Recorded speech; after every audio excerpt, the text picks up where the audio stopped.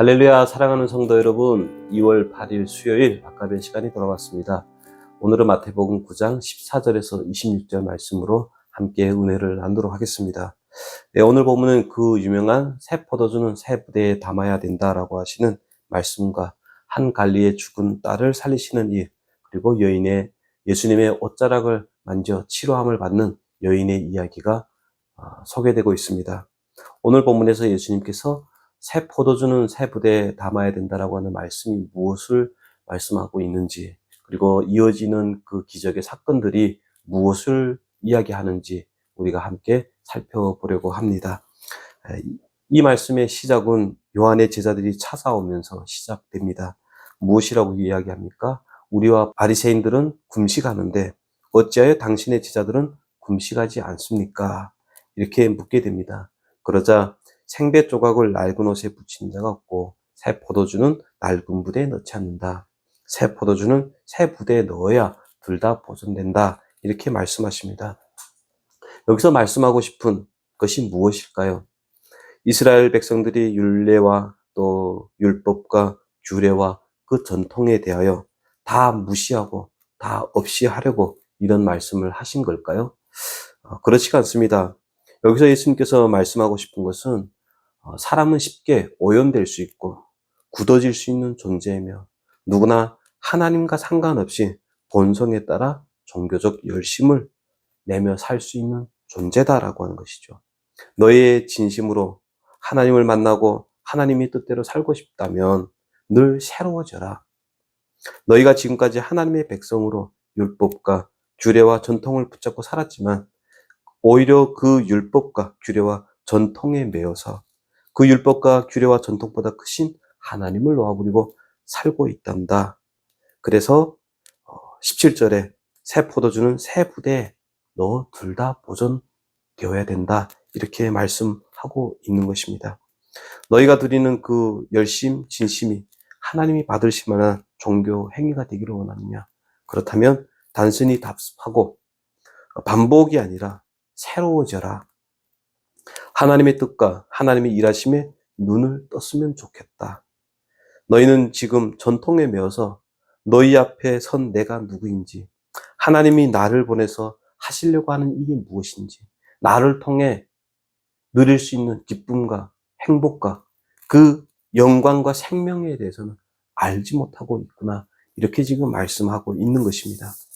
이 예수님의 지적은 오늘날 신자들이 신앙생활을 할 때 자주자주 놓치게 되는 문제이기도 합니다. 우리는 너무 자주 자신이 늘 틀릴 수 있는 존재다라고 하는 사실을 놓쳐버리고 삽니다.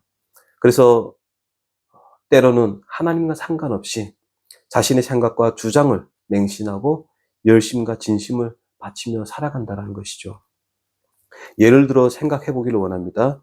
성경은 우리에게 기도하라라고 요구를 합니다. 그래서 우리는 기도를 합니다. 기도가 무엇입니까? 도와달라고 하나님께 간구하는 것입니다.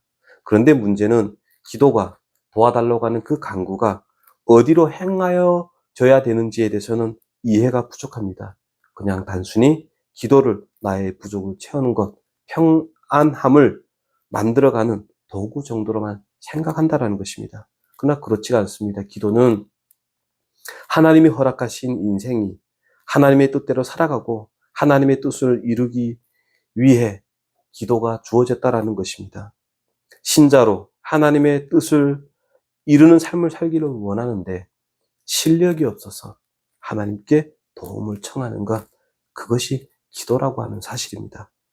다른 이의 헐벗음과 배고픔과 아픔을 보면서 그 어려움에 동참하기를 원하는데 가진 것이 없어서 하나님, 나에게도 베풀 수 있는 은혜를 주시옵소서. 하나님, 화평하고 싶습니다. 그런데 나의 교만, 자존심이 자꾸 머리를 치켜듭니다. 하나님 도와주세요. 내가 살아온 인생을 돌아보니 하나님이 나를 업고 가시고 안고 가시고 또 간섭하셔서 여기까지 왔습니다. 내가 살아가는 동안 하나님의 그 신실하심이 나와 함께하며 나를 통해 하나님의 뜻과 하나님의 나라가 확장되게 하옵소서.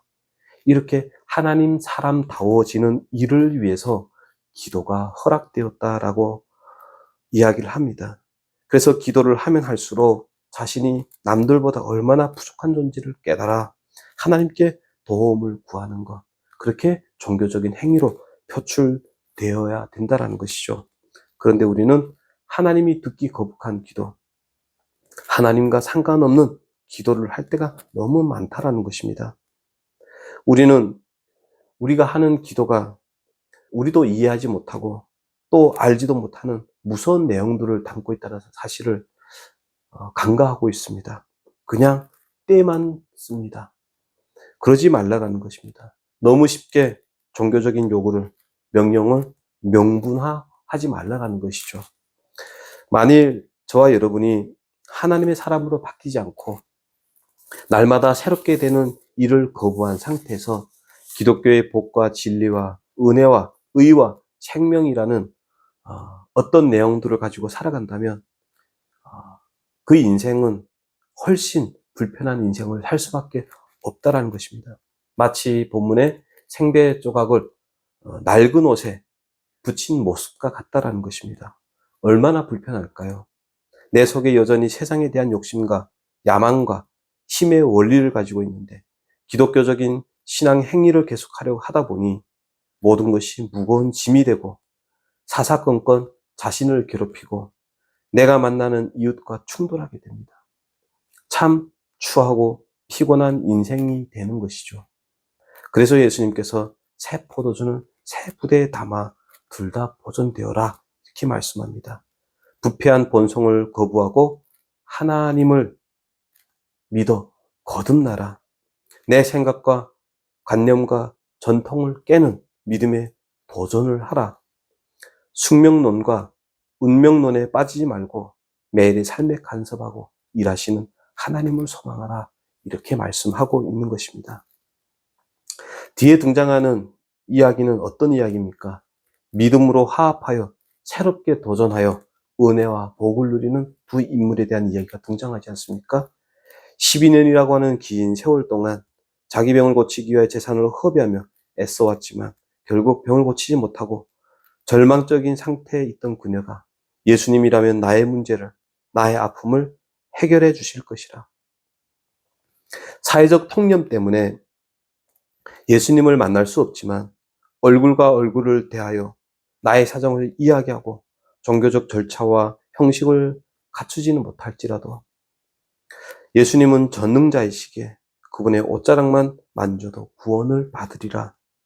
생각의 전환, 그래서 믿음의 도전을 가감히 행했던 한 여인의 이야기. 용기를 내어 뒤에서 손을 뻗어 예수님의 옷자락을 만진 여인의 이야기가 등장하지 않습니까? 그 결과는 무엇입니까? 문제로부터 구원을 받았다라고 합니다.